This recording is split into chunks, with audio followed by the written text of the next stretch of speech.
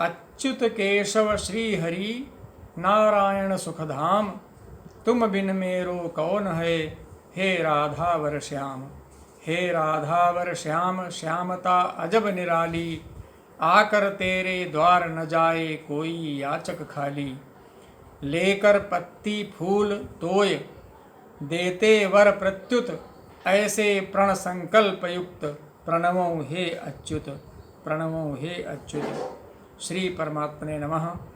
श्री गुरुचरण कमलेभ्यो नमः। ऐं श्री महासरस्वत्यै नमः। ऐं महासरस्वत्यै नमः। ओम ऐं महासरस्वत्यै नमः। श्री परमात्मने नमः। श्रीमद् भगवद गीता षष्ठम अध्याय श्लोक संख्या 13।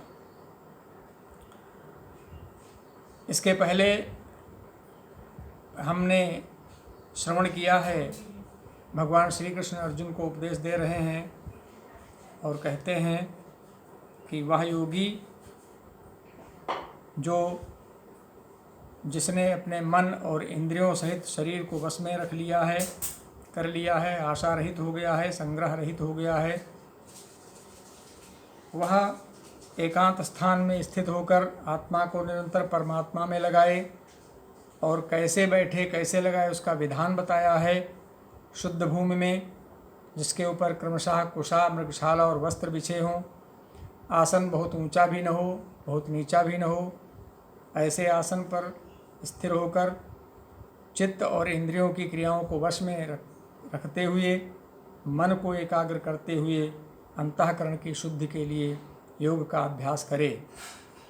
आगे 13वें श्लोक से बता रहे हैं कि समम काय शिरो ग्रीवम धारयन् अचलम स्थिरः। आसन पर किस स्थिति में बैठें? काया अर्थात शरीर, सिर और गले को समान एवं अचल धारण करके स्थिर होकर, अर्थात इस स्थिति में बैठे जिसमें शरीर सीधा हो, गला सीधा हो, सिर सीधा हो। शरीर, सिर और गला तीनों एक सीध में हो और दृष्टि सामने हो। इस स्थिति में बैठते हुए फिर संप्रेक्ष नासिकाग्रम स्वम दिशश्चानवलोकयन्, अपनी नासिका के अग्रभाग पर दृष्टि जमाकर अन्य दिशाओं को न देखते हुए, अर्थात जो ये नासिका है इसका अग्रभाग है, यहाँ पर हमारी दृष्टि आनी चाहिए और उस दृष्टि में हम किसका ध्यान करें? हम अपने इष्ट का ध्यान करते हुए स्थित हो जाएं। अन्य दिशाओं में इधर उधर, बाएं दाएं, ऊपर नीचे, आगे पीछे कहीं भी हमारी दृष्टि नहीं जानी चाहिए। प्रशांत आत्मा विगत भीर ब्रह्मचारि व्रते स्थितः मनः संयम्य मच्चित्तो युक्त आसीत मत्परः। ब्रह्मचारी के रूप में होना चाहिए, भय रहित होना चाहिए, भली भांति शांत अंतःकरण वाला होकर के सावधान योगी मन को रोक करके मुझ में चित्त वाला और मेरे परायण होकर स्थित हो जाए। ऐसा योगी मुझ में चित्त लगाए, अर्थात जो हमारी दृष्टि है नासिका के अग्रभाग पर पड़ रही है, उस दृष्टि में हम नारायण को ही देखें, भगवान श्री कृष्ण को ही ध्यान में लाएं और मन में भी उन्हीं का ध्यान करें। ऐसा मेरे परायण होकर जो स्थित हो जाए। युञ्जन्नेवं सदात्मानं योगी नियतमानसः शांतिम निर्वाण परमाम मत संस्थाम अधिगच्छति। कहते हैं वश में किए हुए मन वाला योगी इस प्रकार आत्मा को निरंतर मुझ परमेश्वर के स्वरूप में लगाता हुआ मुझ में रहने वाली परमानंद की पराकाष्ठा रूप शांति को प्राप्त कर लेता है। अर्थात इस प्रकार से जो मुझ में चित्त को लगा करके एकाग्र होकर मेरा ध्यान करता है, ऐसा योगी मुझ में रहने वाली जो परानंद की पराकाष्ठा है, परमानंद की जो पराकाष्ठा है, उसे प्राप्त कर लेता है और शांति को प्राप्त हो जाता है। और भी इसके बता रहे हैं कि किस किस प्रकार के व्यक्ति इस योग साधना को कर सकते हैं और किस किस प्रकार के लोग नहीं कर सकते हैं। नात्यस्नतस्तु योगोस्ति न चैकात्मनस्नुतः न चाति स्वप्नशीलस्य जागृतो नैव चार्जुन। बहुत अधिक खाने वाला और बहुत बिल्कुल न खाने वाला, बहुत अधिक खाने वाला और बिल्कुल न खाने वाला, बहुत अधिक शयन करने वाला और सदा जागने वाला, इस प्रकार का यदि कोई व्यक्ति है और वह इस योग सिद्ध को सिद्ध करना चाहता है तो उसका योग सिद्ध नहीं हो सकता है। युक्ताहार विहारस्य युक्त चेष्टस्य कर्मसु युक्त स्वप्नावबोधस्य योगो भवति दुःखः। दुखों का नाश करने वाला, दुखों का नाश करने वाला योग कैसा होता है? दुखों का नाश करने वाला योग युक्ताहार विहारस्य, यथा योग्य आहार विहार करने वाला, अर्थात समुचित आहार करने वाला, विहार करने वाला। युक्त चेष्टस्य कर्मसु, और कर्मों में यथा योग्य चेष्टा करने वाले। युक्त स्वप्नावबोधस्य, और यथा योग्य सोने और जागने वाले का ही योग सिद्ध होता है, अर्थात जिसका आहार विहार उचित है, उचित कर्मों में यथा योग्य चेष्टा है और यथा योग्य सोता है और उचित समय पर जागरण करता है, ऐसे व्यक्ति का योग सिद्ध होता है। यदा विनियतं चित्तमात्मान्नेवावतिष्ठते निःस्पृहः सर्वकामेभ्यो युक्त इत्युच्यते तदा। अत्यंत वश में किया हुआ चित्त जिस काल में परमात्मा में ही भली भांति स्थित हो जाता है, अत्यंत वश में किया हुआ चित्त, वश में किया हुआ हृदय जिस काल में, अर्थात जिस समय में, कहा गया है ना, एक घड़ी आधी घड़ी और आधी की पुनियाधी, अर्थात एक घड़ी या आधी घड़ी या आधी की आधी और फिर उसकी भी आधी, अर्थात एक पल का भी समय यदि परमात्मा में लग जाता है, उस समय में आत्मा परमात्मा में लीन हो जाता है, चित्त परमात्मा में भली भांति स्थित हो जाता है, उतने समय में ही, तो उस काल में संपूर्ण भोगों से स्पृहा रहित पुरुष योग युक्त है, ऐसा कहा जाता है। उस समय में वह योग युक्त हो जाता है। निस्पृहा सर्व कामेभ्यो, किसी भी प्रकार की कामना न हो और वो परमात्मा में युक्त हो जाए, उसे ही योग युक्त पुरुष कहा जाता है।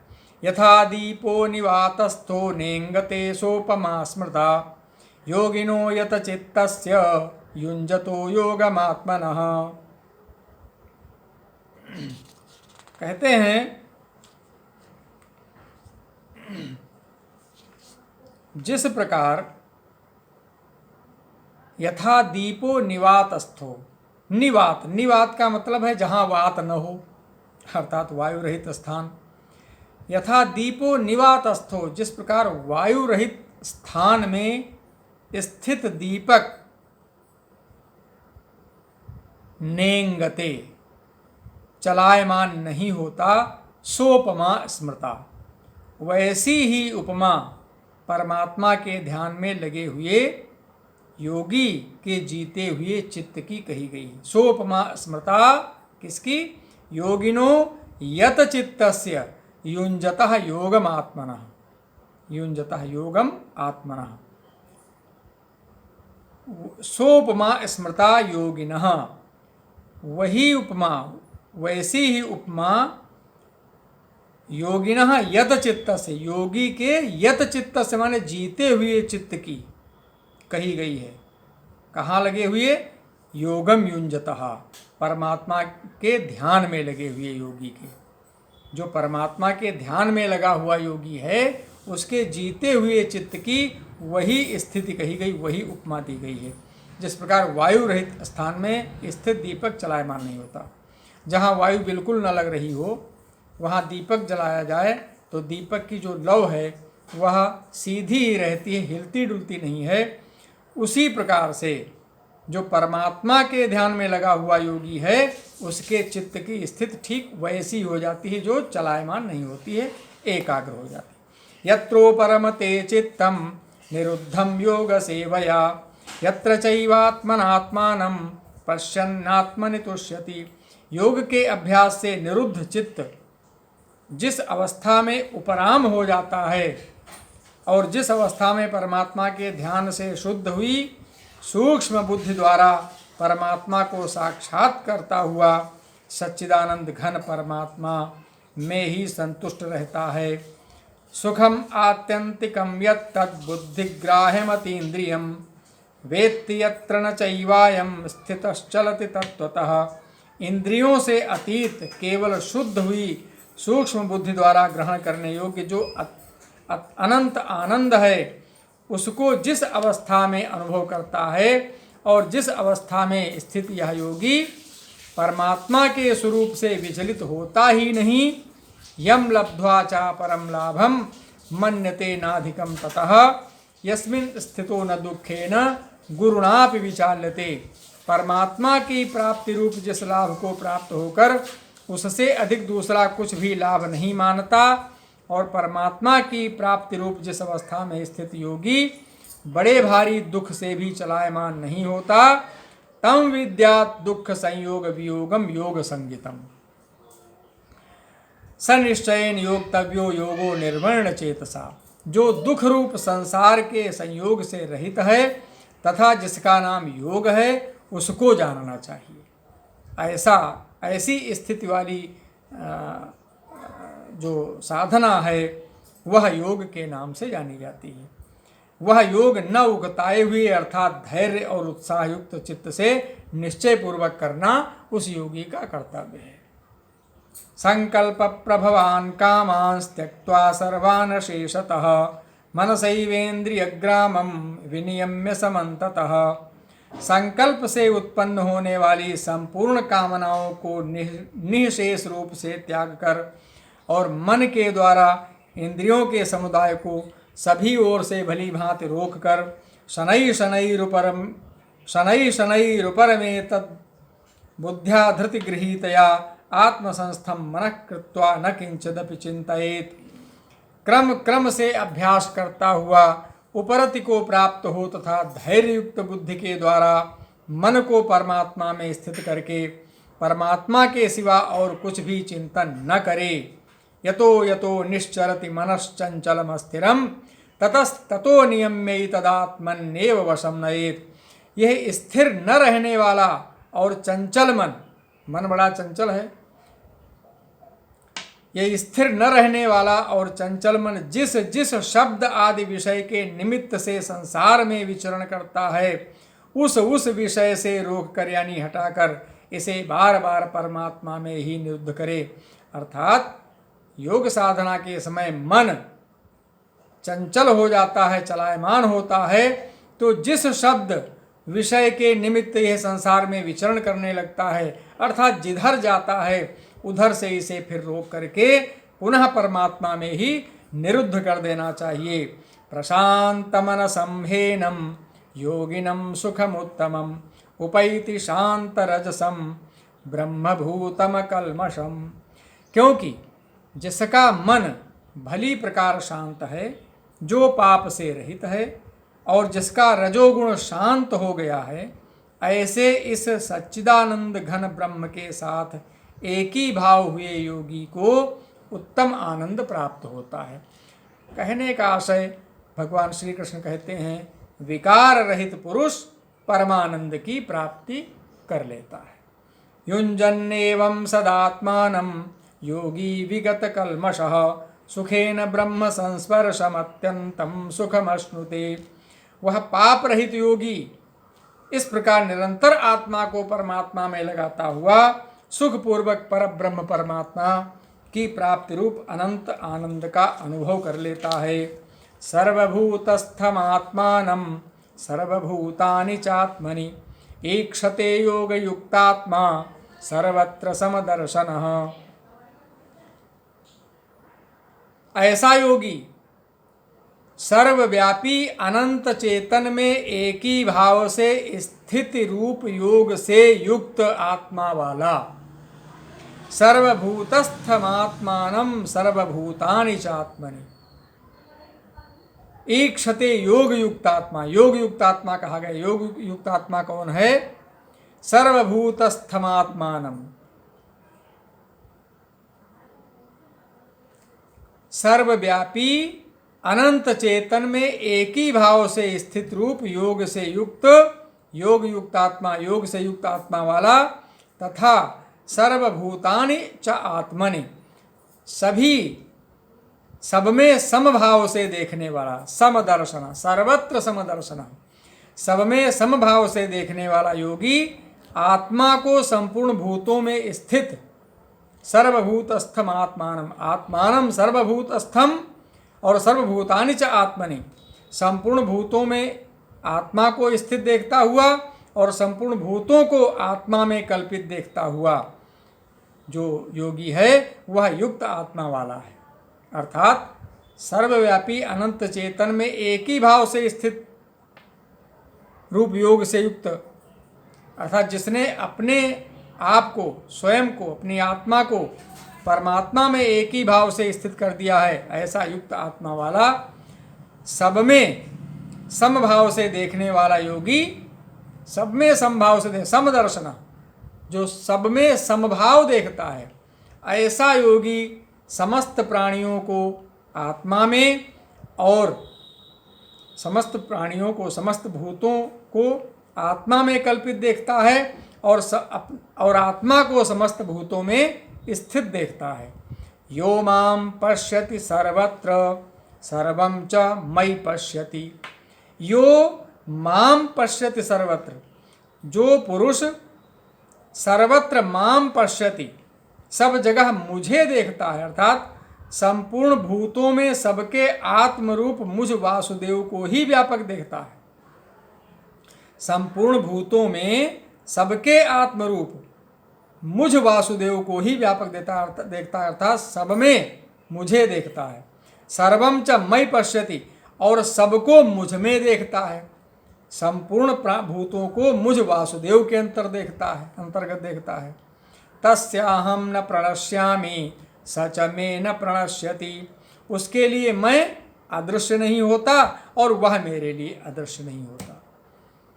अर्थात जो पुरुष संपूर्ण भूतों में मुझ वासुदेव को देखता है, और मैं वासुदेव किस रूप में हूँ, सबका आत्मरूप हूँ, ऐसा जो मुझे देखता है और संपूर्ण भूतों को मुझ वासुदेव के अंतर्गत भी देखता है, उस योगी पुरुष के लिए मैं अदृश्य नहीं होता और वह मेरे लिए अदृश्य नहीं होता। तस्याहम न प्रणश्यामि सच में न प्रणश्यति। सर्वभूत स्थितम यो माम भजत्येकत्वमास्थितः सर्वथा वर्तमानोपि स योगी मयि वर्तते। जो पुरुष एक ही भाव में स्थित होकर संपूर्ण भूतों में आत्मरूप से स्थित, संपूर्ण भूतों में आत्मरूप से स्थित मुझ सच्चिदानंद घन वासुदेव को भजता है। ऊपर के श्लोक में कहा गया है देखता है, यहाँ कहते हैं कि भजन करता है, भजता है, ध्यान करता है। सर्वथा वर्तमानोपि स योगी मयि वर्तते, वह योगी सब प्रकार से बरतता हुआ भी मुझ में ही बरतता है।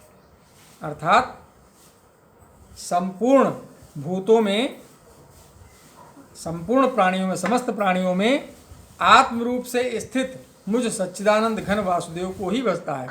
जो यह सोचकर मेरा भजन करता है कि मैं समस्त भूतों में हूँ, वह योगी सब प्रकार से बरतता हुआ मुझ में ही बरतता है। अर्थात वह किसी भी प्रकार का व्यवहार करता है वह मेरे में ही व्यवहार करता है, मुझ में ही व्यवहार करता है।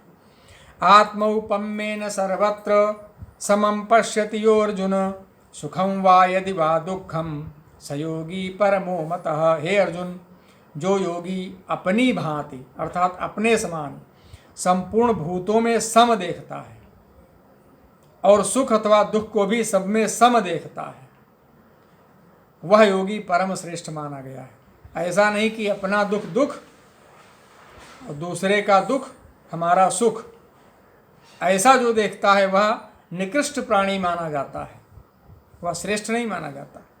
जो अपने सुख और दुख के समान ही दूसरों के सुख और दुख को भी समझता है, वही परम श्रेष्ठ है। इस प्रकार से भगवान श्री कृष्ण अर्जुन को उपदेश दे रहे हैं और अब अर्जुन पूछते हैं, अर्जुन उवाच योऽयं योगस्त्वया प्रोक्तः साम्येन मधुसूदन एतस्याहं न पश्यामि चंचलत्वात् स्थितिं स्थिराम। कहते हे मधुसूदन, जो यह योग आपने समभाव से कहा है, मन के चंचल होने से मैं इसकी नित्य स्थिति को नहीं देखता हूँ। अर्थात मेरा मन इस पर विश्वास नहीं करता है, क्योंकि मन तो चंचल है, वह स्थिर नहीं रहता। चंचलम ही मन कृष्ण प्रमाथि बलवदृढ़ तस्याहम निग्रहम मन्ये वायोरिव सुदुष्करम। कहते हैं हे श्री कृष्ण, यह मन बड़ा चंचल है, प्रमथन स्वभाव वाला है, बड़ा दृढ़ और बलवान है, इसलिए उसका वश में करना तो ठीक वैसे ही मैं मानता हूँ, कठिन मानता हूँ, जैसे वायु को रोकना दुष्कर होता है। जैसे वायु को रोकने की भांति यह मन, इस मन का नियंत्रण भी बड़ा ही दुष्कर मैं मानता हूँ। इसलिए इस विषय में हमें आप बताएं।